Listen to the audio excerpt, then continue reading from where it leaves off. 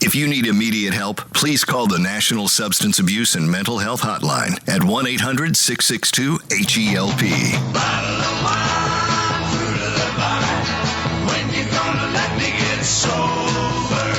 Let me go home and start over. Welcome to Clean and Sober Radio, brought to you in part by Jefferson University Hospitals and Thomas Jefferson University, providing excellent clinical and compassionate care in the Philadelphia region, a proven leader in healthcare and education since 1825. And now, here are your hosts, Gary Hendler and Mark Sigmund. Hey, hi, everybody, and thanks for joining us at Clean and Sober Radio out of Philadelphia, Pennsylvania. Clean and Sober Radio features real people with real stories about addiction to drugs and alcohol. Mark Sigmund, what's new this week in recovery news? So I have an update on the Kratom and 7-OH disaster in Pennsylvania and New Jersey, and it's some good news and some bad news. Pennsylvania is taking a two-pronged approach, focusing on regulating whole-leaf kratom while heavily restricting 7-OH, which some people call gas station heroin. State legislation, House Bill 2058, have introduced bills that would completely prohibit the sale of 7-OH and regulate natural kratom. In New Jersey, the 7-OH is currently being targeted by state legislator 86145 looking to ban it. Now, here's the problem and here's the bad news, Gary. While traditional natural kratom remains widely sold in local smoke shops and gas stations, 7-OH is facing this imminent crackdown. But what's going on is many manufacturers are hastily reformulating their products to swap 7-OH for alternative unregulated synthetic compounds such as pseudo or 13-OH.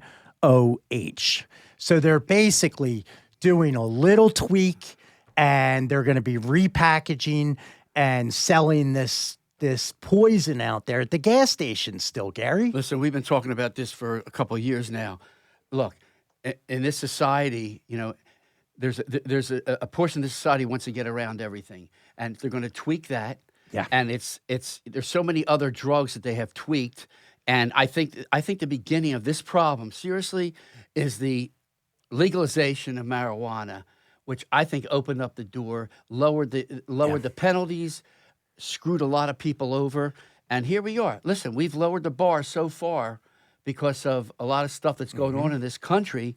There's another example, but this killed people. Well, and it's the same thing with, Delta 8 THC sold at gas stations. It's really been a disaster, and we saw it coming here. I wonder what Robert Kennedy thinks of this. I'm sure I don't even know what he doesn't thinks, even Gary. know what it is. No. Okay. What else you got, bro? So secondly, this is a sad story. Josh Morrow, ex-Giants player, died after binge using cocaine and drinking at his home. Unfortunately, he had a history of cocaine and alcohol abuse. He was a defensive lineman, and this poor guy, was taken out by the disease of addiction. Phoenix Police Department officers found Morrow at his home at 12 p.m. on April 23rd and pronounced him deceased on the scene. They noticed at the time there was no foul play. Unfortunately, he was only 35 years old. He had played in the NFL from 2014 to 2021, logging snaps for the Giants, Cardinals, and Raiders. He played a total of 80 games and recorded 130 combined tackles and 5 sacks, taken at the young age of 35. Addiction knows no boundaries. It really doesn't. We talk about it every single week, Gary. It'll take out anybody, right? Yeah, I have an extra neighbor took out. Oh, no. Week. Oh, gosh. Yeah. Overdose? Had a lot of problems with alcohol, lost his driver's license, the whole bit. He was in Florida in February. He was at a pool party, I know he was intoxicated. He fell, didn't even brace himself, hit his head right on concrete, never came out of it. Yeah, we have to pray for his family, for sure. Oh, man. Okay, we have a great show today. Actually, we've done, Congresswoman, we've done 600 or 700 interviews, and Mark doesn't get, I get a little nervous, like when Doherty came on, when you're on, but I have to say, we're all people, and We'll get through the hour, no sweat. Right, Mark? Absolutely, like usual, Gary. All right, so when we come back, we are really fortunate to have Democratic U.S. Congresswoman Mary Gay Scanlon as our guest, so don't go away. This is Clean and So Sober far, it's good, Radio.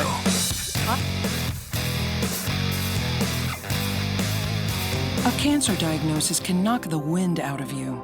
The Sidney Kimmel Cancer Center at Abington Jefferson Health can help. Our brand new Asplund Cancer Pavilion brings you 86,000 square feet of cancer-fighting science for truly comprehensive care. Backed by the strength of an NCI-designated cancer center. Call 1-800-JEFF now. The Sidney Kimmel Cancer Center at Abington Jefferson Health. The power to out-science cancer. What's happening? Brandon Novak here from Those Movies Jacks, or author of that addiction memoir, Dream Seller. Do me a favor and tune into Clean and Sober Radio with Gary Hendler. 610-632-8601. This is Clean and Sober Radio. Hey, welcome back. Clean and Sober Radio out of Philadelphia, Pennsylvania. And we are, as I said before the break, we're really excited about having Democratic U.S. Congresswoman Mary Gay Scanlon. And welcome to the show. Thanks for having me on. Wow. You know, I'm going to tell you something. I'm so, what's it like to be in your position? I mean, it's a major, major position, and you're the politician. You really care. I see all the stuff that you've passed and going over. You're really for the people, which is really refreshing, especially in this day and age. Well, thank you for that. I mean, it's where I came from. I was doing public interest work as a lawyer, so representing folks trying to get benefits, trying to get a fair shake from the system. So I always think of it just I'm doing the same work, but in a different place right now. So let's go back a little bit. So you were born in Syracuse, New York. I was. And your father was an attorney. Mm-hmm. He was a part-time, just a judge, part-time. Your mom was part-time and eventually full-time. Okay, yeah. full-time. Your mom was a teacher. Mm-hmm. And your grandfather was the guy who was instrumental in the first juvenile justice code in New York in the 60s. And when I read that, I thought, maybe that's where you get your passion to give back to people. Well, it certainly is when you have a minute to reflect, and thank you for having me on the show because I get to sit in one place for a few minutes and think about things as opposed to being out and about. Yeah. Yeah, I mean, certainly that had an impulse. I mean, both sides of the family were very involved in public service. Yeah. So my dad was a school board attorney. I ended up on a school board. My mom was a community college teacher, also worked with our local library systems. So definitely there was that public service example throughout the it must family. have been, it was in your DNA. I mean, it really. I guess so. So you went to undergrad at Colgate. I did. And then you went to a fair law school, University of Pennsylvania. Correct. I couldn't get in that one.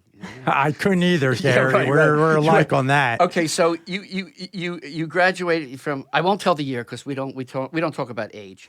But I was very interested in 1985. You had a case about a sexually abused 11-year-old girl, and that really did something. Triggered you to want to be instead of being in private practice, be help to the public.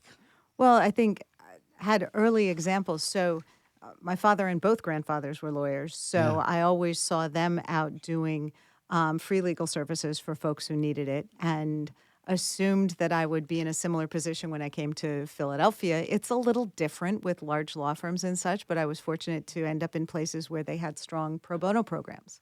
And I could do that. And we have amazing legal services programs in Philly. So the first one I connected to was the Support Center for Child Advocates that helps lawyers represent kids in the abuse and neglect system. And my first client I remain in touch with, and she went out and circulated petitions for me when I first ran. But yeah, I mean, there's so many problems in this world. Everybody can do something. So being able to use what you have, your talents, your law degree, whatever, to give back or just to help someone else. I mean, so many problems are solvable with a little bit of effort. Do you know an attorney named Nadine Bizar? I think I know the name. He does a lot with abused children. Yes, and, he's filed some big suits, I think. Yeah, yeah. I remember I the thought name. you might know. So, okay, so you go into private practice, I guess right out of Penn Law School? I clerked for a judge for a couple years first. Was that Sidney Hoffman, by the way? Yes. Okay. Yes. Okay. Yes, a real character of the old school. Yeah. Ran for mayor at one point, but was a longtime juvenile court judge and then superior court judge. So the transition from, because I don't know what you guys make, I'm sure it's public, but you could have stayed in private practice and made probably way more. Yes. But you decided you had that in you that you wanted to give back. Well, my good friend Jamie Raskin always talks about the times finding you. And that has been sort of what my political career didn't set out to have a political career, but at a certain point I ran for school board. At the same time, I was working at the Education Law Center and really pushing the idea that parents need to be involved in local school governance. So drank that Kool-Aid and ended up on our local school board. And then after the first Trump election, was concerned about the direction that things were going in, and it was impacting a lot of the cases and the issues I was working on, whether it was immigration, voting rights, treatment of folks without a lot of means. So you ran in 2018, right? Was that I did. So how do you put that whole machinery in motion? Oh, gosh. I mean, yeah. how do you do that? Yeah, it was kind of crazy, but I was fortunate because I had a couple good friends who had just run for county positions in Delaware County.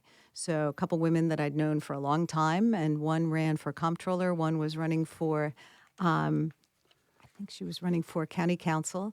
And so they had just run in this county-wide election when redistricting happened, and it was pretty clear that Delaware County was going to be the base of a congressional district. So as I started thinking about it, I called them up and said, how do you do this? It's interesting. I said before we went on the air, I mean, I was looking up all your elections, and they seemed to, you were well favored in all of them, extremely well favored compared to your opponent. Well, we try to work hard. That's beautiful. I mean, I don't even know what to say. I mean, all right, so tell us well, about... I don't know if you looked at the first election, there was a 16-way primary. That was a bit of a challenge. 16. 16 people filed to run. I think we had 12 on the ballot by the time primary day came. And you were in a different district, right? When I ran in 2018, I got in the race a couple days after the Pennsylvania Supreme Court said that the congressional seats in Pennsylvania had to be redistricted. So when I ran the first time, I ended up running in a special election to fill out the end of the term in the old 7th district, which people called Goofy Kicking Donald because it was so gerrymandered. Yeah. And then at the same day, I was running for the general election in the new 5th district, and the two districts overlapped by about 55%. So where was the first district? Did you say was that the 5th district? The 7th congressional district was sort of centered around Delaware County, but because it was gerrymandered, it ran almost all the way up to Reading and almost all the way out to Lancaster County. Covered 6 counties. And now you're in, at least partially, in Philadelphia, Delaware, Chester, and Montgomery County, right? There's one street in Chester, and apparently no registered voters on that street. But so it's all of Delaware County, and then it's a slice of Philadelphia County along the waterfront, all the sports stadiums, and part of Southwest Philadelphia. And then in Montgomery County, it's part of Lower Merion, Narberth, Ardmore, Norristown, Bridgeport, and Valley Forge. Oh, so I live in Ardmore. Okay. Ah, great. There we go. Okay, there we go. Always happy to meet a constituent. Yeah. So, what's your life? What does a Democratic United States Congresswoman do on a regular basis? What does a day look like? I think our audience wants to know. As you said before, people don't know if you're a federal employee or you're a state employee. People just don't know. But you're a federal. Right, which is one of the reasons I have a bill to promote civics education, because clearly that is something that's been squeezed out of our public schools. Yep. People need to know how government works and how to make it work for them. So that's something I've been involved in for a long time. When my kids were in school, I was the mom making the polling booths out of the refrigerator boxes. Yeah. But it's really important because if people understand how government works, they can make it work better.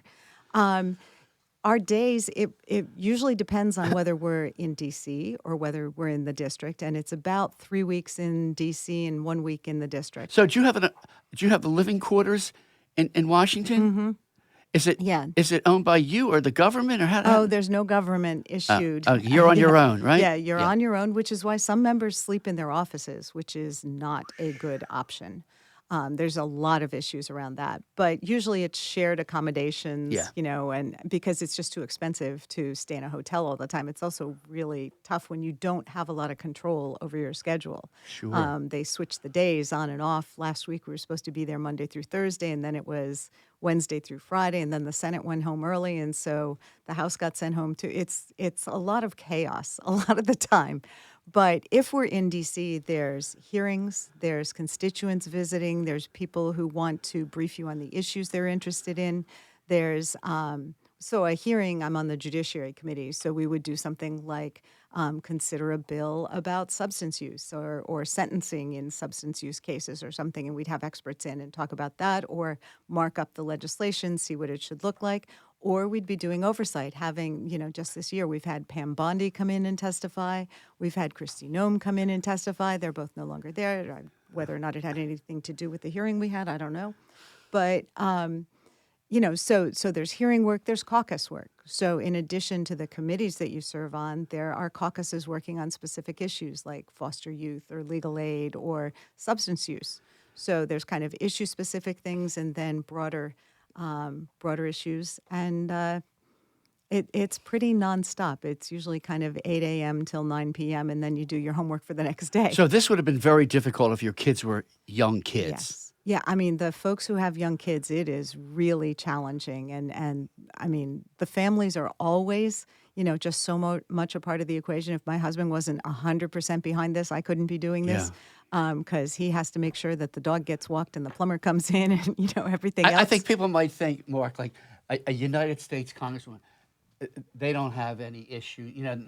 They don't have dogs. They don't have to watch. They don't go shopping. Right. Yeah, it's like when you saw your teacher when you were in school. Oh, and yeah. It was like, oh, my God, this person's like real. Yes. Yes. Right? Right? Yes, absolutely. Actually, my favorite Congressmom issue, my kids are all adults now, but I was in a judiciary hearing once, and I was about to ask questions of the acting Attorney General of the United States. And I get a text from my youngest, Mom, what's the Netflix code? I mean, it's There like you go, right? You're juggling this stuff all the time. But so the days in D.C. are just packed with as much as they can possibly jam into the work week. Did you get to go to the White House? I have in the past. I mean, you have to get invited. Very nice. Who Who invited you? It depends. President Biden invited me a few times. We passed legislation that he signed into law, and that was great. I got to go a few times. I sit on the Friends of Ireland caucus because the district I represent has one of the highest percentages of folks with Irish heritage. Some of them are even telling the truth about that. But I've also got a direct shipping line from Chester to Eddystone. So there's trade implications and also implications with respect to the Good Friday Accord. The agreements that settled the troubles in Northern Ireland. The U.S. is a guarantor of that. And there's so many parallels too, and just foundation from our civil rights movement that, given my legal background, that's been a big interest. So I've gotten to go to events with the Irish. Hey, everybody out there, here's your opportunity to actually speak with a real Democratic United States Congresswoman, Mary Gay Scanlon. And our number is 610-632-8601. That's 610-632-8601. So you did ask about what the day is like. It's very different when you're in district, okay?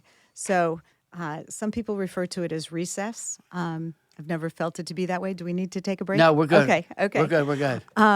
So when we're in whatever district, you want is what's going to happen here. Okay, we don't want any problems. No. But when you're in district, you're meeting with constituents. You're going out to see what's going on. So this morning, I spent time at a local high school answering questions with kids there. I went to a senior fair, and then met with some of our local officials about some issues that are coming up. Often we're going out to meet with a business. that is trying to do something with the government or wants to show us what they're doing, something new in innovation. And generally just trying to talk to as many people in the community as possible so you know what their issues are and you can represent them in Congress. Sure. You're such a breath of fresh air because, Mark and I talk about this. I don't even watch the national news anymore. I can't stand it. I watch the local weather, and that's it, basically. But so you really care about people. You want their lives to be better. I thought that was the point of the job. Well, it is, but yeah, I would think so. Okay. Yeah. But so the show, as you know, is about addiction and recovery. Did you have any of those issues in your family? Sure. I think every family does. Yeah. I have a nephew who's struggled with substance abuse and has, almost been lost to us multiple times. Thank God for Narcan. Yeah. And we just know it is a disease and we need to have treatment that's accessible for when people are ready for the treatment because it's pretty clear you can't force people into it, whether by jailing them or, just telling them they have to do it. So having the varieties of treatment that people need and having it available when they're ready. Yeah. Well, as we said, we can't incarcerate out of this Nope. this problem. No, definitely not. It's Definitely not. And we've tried to, with the tools that Congress gives us, tried to provide support for those things, whether it's passing legislation to provide funding, but with the community project funding process, helping get mobile mental health and substance abuse resources in Monco and Delco and supporting programs that provide treatment. well. Okay. So many people are listening to us all over the world, actually. And there's a lot, they're watching us right now, okay? So we'd like to recognize people right now who are watching us. We do it at this time of the day. Let's just go through a couple people. Okay, James Bilderback from Ventnor, New Jersey. Rich Rosenbaum from Florida. Mike Burke is watching. The Lee Leckerman Foundation is watching. And that's the Leckermans, who we're very fond of. Judge Christopher Maddox is watching. Our buddy. Our buddy. Our buddy. That's just a couple people that are watching right now. So, do you feel? What do we have too? Before we go to a break, do you feel like the wave in this country is more acceptance of addiction, more willing to finance more resources? What's the feeling from your point of view, Congresswoman? I think on a personal and on a community level, Yeah. as we said, everybody is impacted in one way or another, and it's job sites, it's families, whatever. So I think people have a better understanding in their own lives of the issues of addiction, and that it is a medical issue, not a character issue. So I think there is that sort of grassroots support. Unfortunately, we're not seeing a commitment, especially at the federal level right now, to the kind of funding that we need to keep making progress and to really get ahead of it. Do you know if there's even a drug czar? There used to be years ago. I don't hear or feel any kind of federal programs or backings with this. What it is, a disease. I don't feel it. Most of the emphasis right now is on trying to stop the importation of drugs, although some of the efforts are not really aligned with the reality of where the drugs are coming from. Absolutely. We're going to take a break. Hey, this is Mark Stein from the classic rock band Vanilla Fudge. Keep on rocking, so good luck to everybody and all the best. 610-632-8601. This is Clean and Sober Radio. Hey, we are back with Clean and Sober Radio with Democratic U.S. Congresswoman Mary Gay Scanlon. Again, thanks for coming on the show. You push these major issues. Can we go through some of them, which are extremely important? Education and public schooling, healthcare and social welfare policy, infrastructure, transportation, gun violence, and public safety. I want to ask you about gun violence.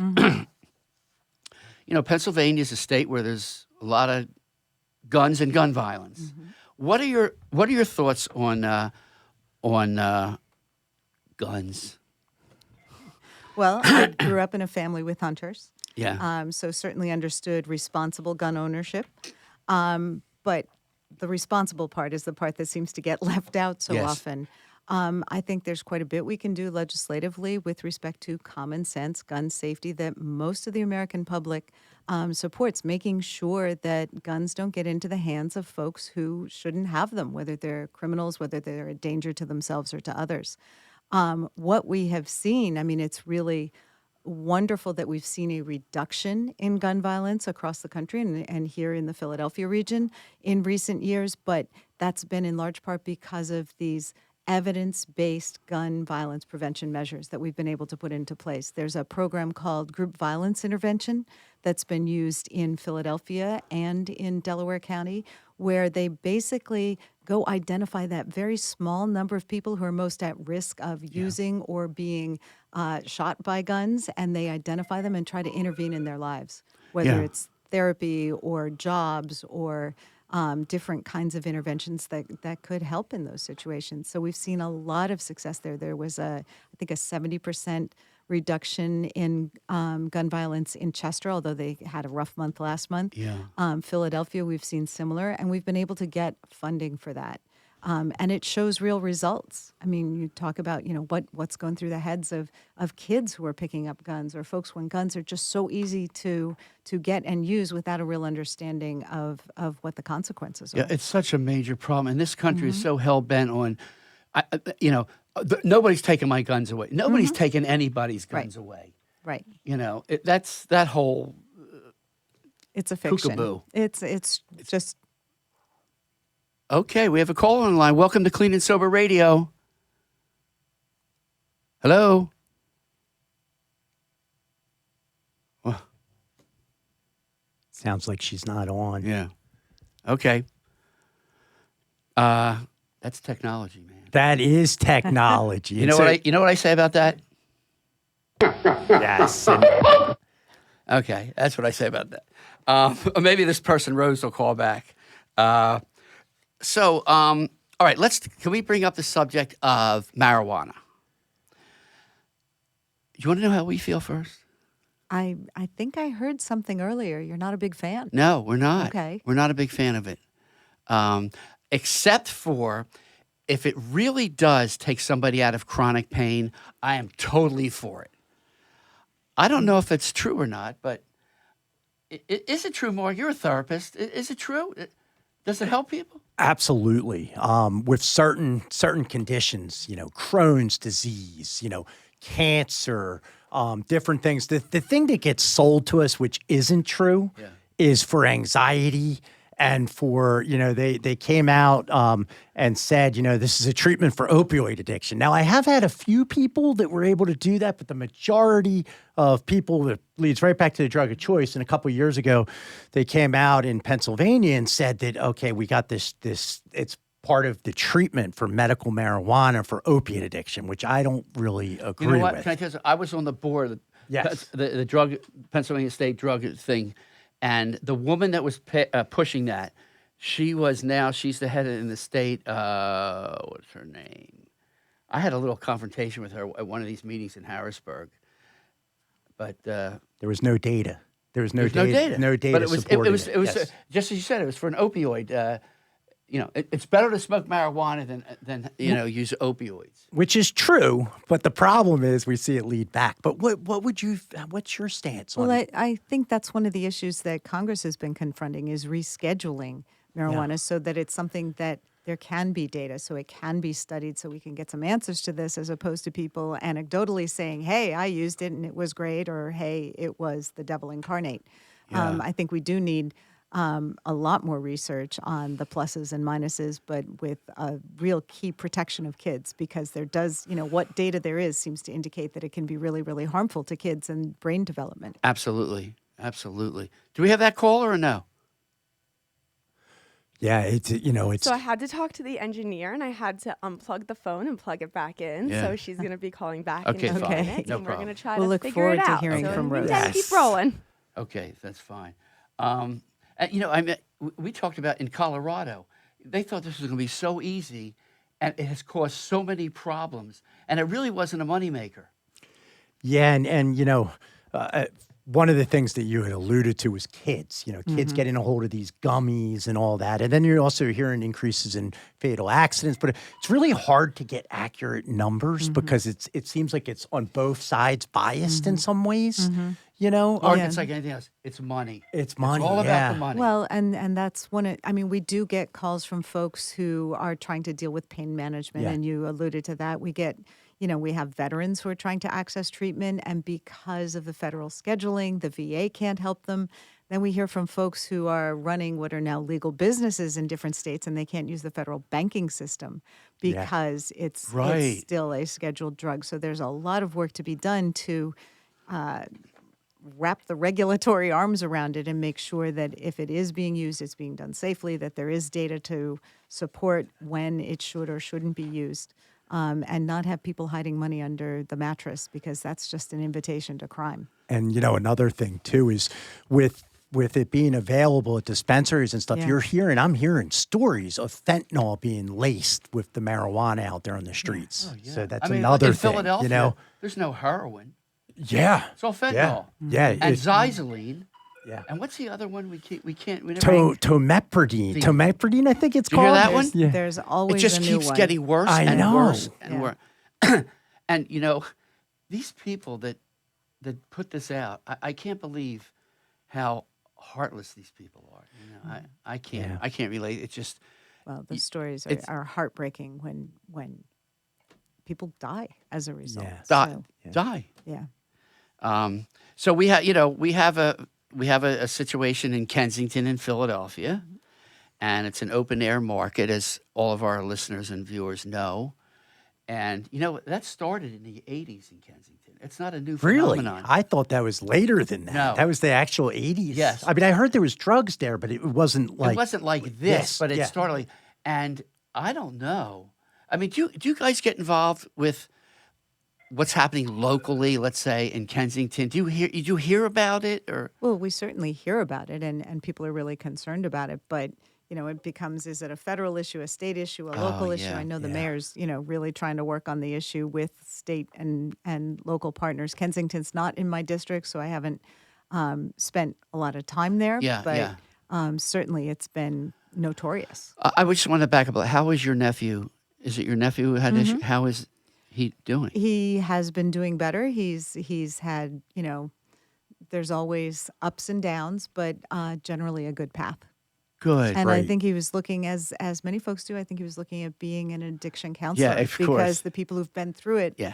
are in a much better position to talk to folks. They got the in credibility. the midst. Exactly. Trusted messenger. Yeah, that's wonderful. I mean, Yeah. we know. I know what it does to a family. My daughter had issues. Sure. Oh. Well, How would you like to get a call from Montgomery County Correctional, where I am now, collect call? They were horrible. Yeah. But she works at the Malvern Institute now, so that's good. Oh, that's good. That's good. That's my Sophie. Let's see what else is going on here. I guess the phones still aren't working. Yeah, and I I What- just got off the phone what are with we the engineer. currently- It sounds like we're going to have to hard reset our systems tonight. So Okay. unfortunately, no phones right, for okay. this. All right, this okay. time.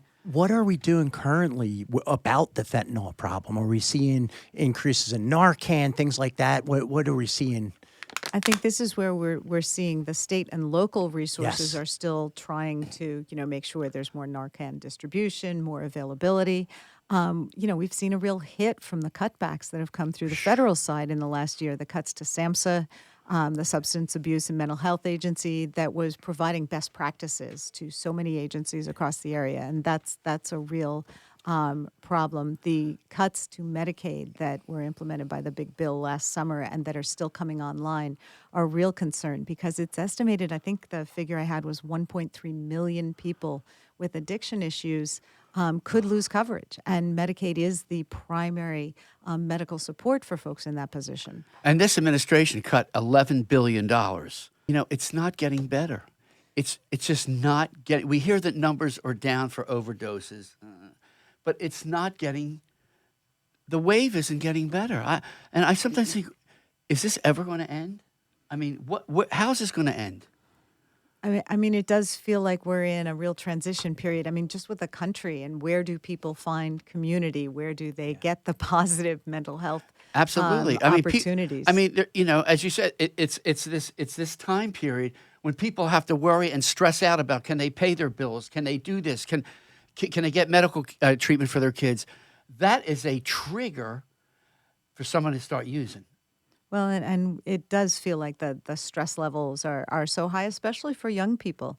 I mean, kids who were in remote schooling during the pandemic, they, didn't have the opportunities to socialize that they might have otherwise. And then sort of the constant chaos that they've been faced with over the last decade or so, it takes a toll on people's mental health, and we see it every day.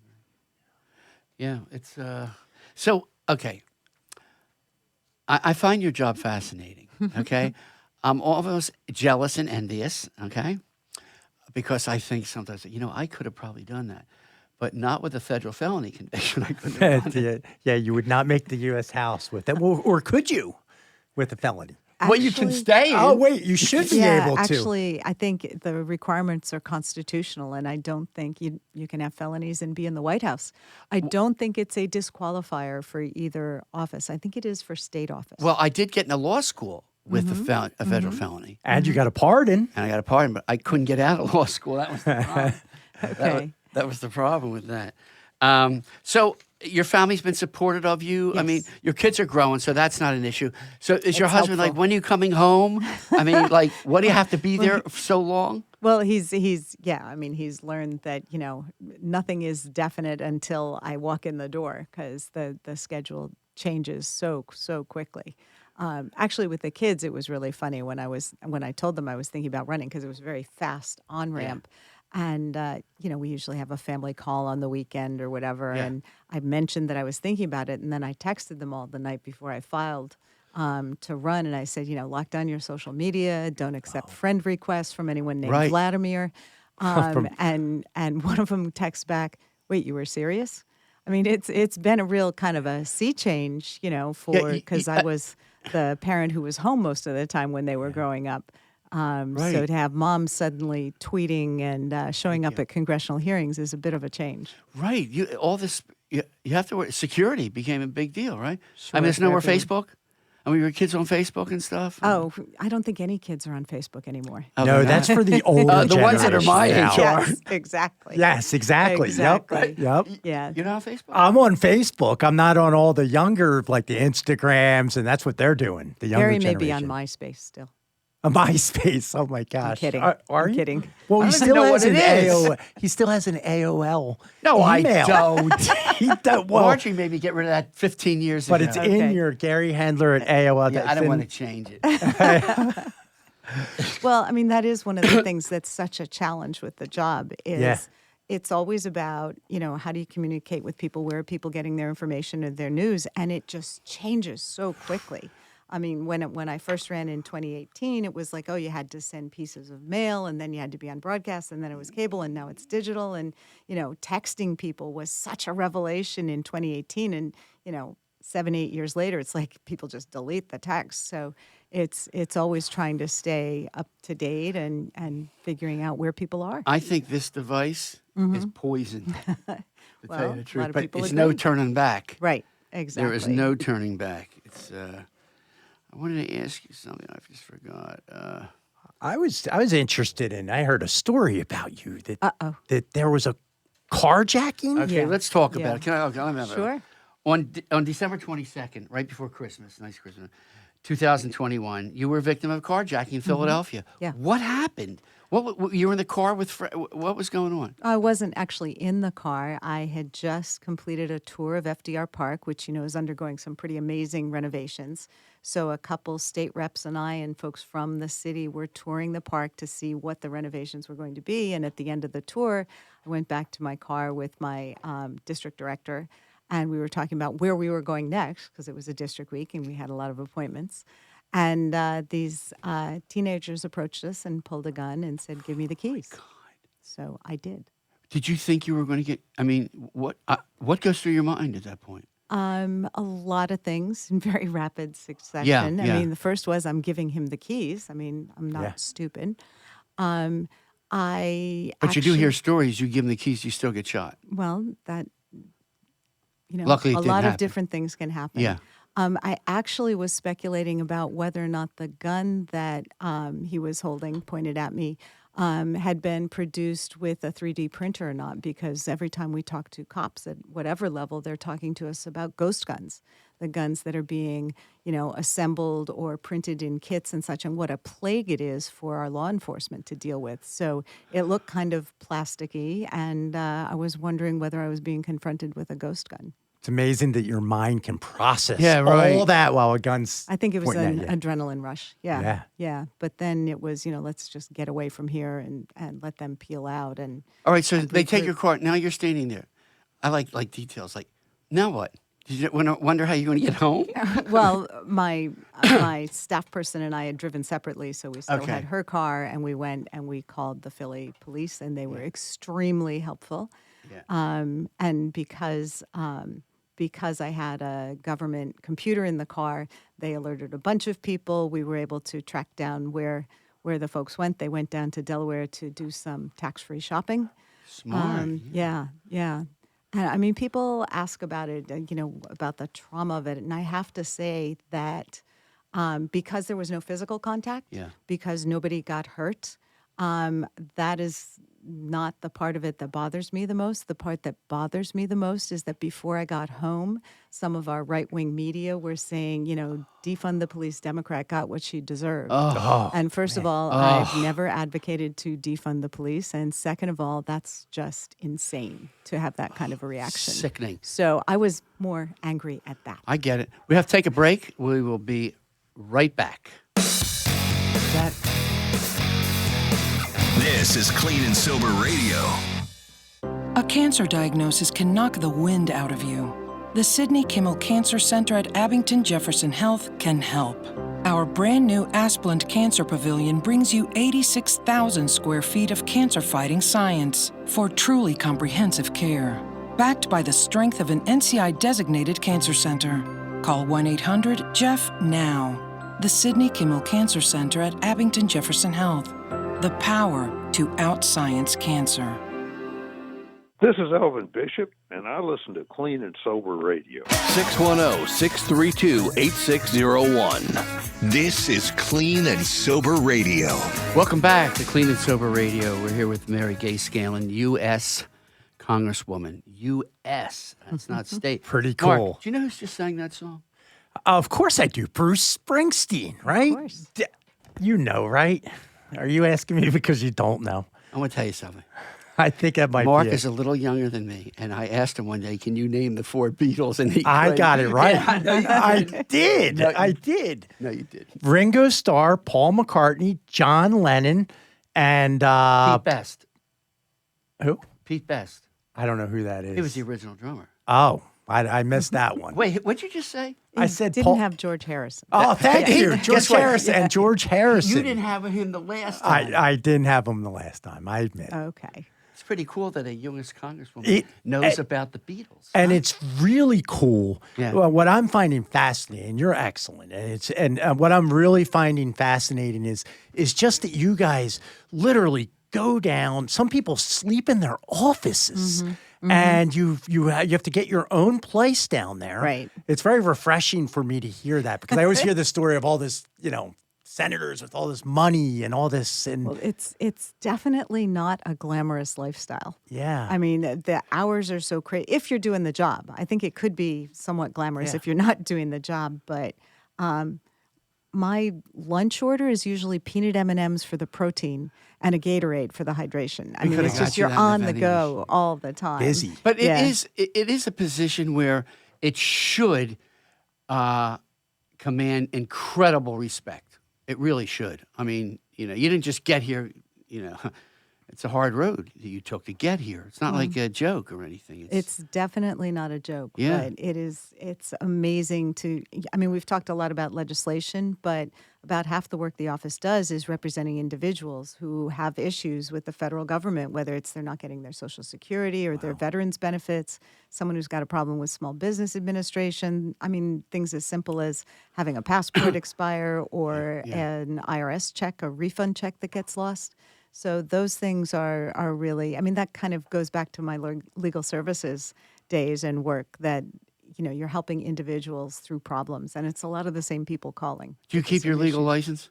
You keep it going? I did. It's inactive status now Okay, because but there's it's- so okay. much you have to do to keep Okay. it. You have to do continuing Yeah, I education. know, You I have to know, yeah. maintain insurance, all that. Yeah.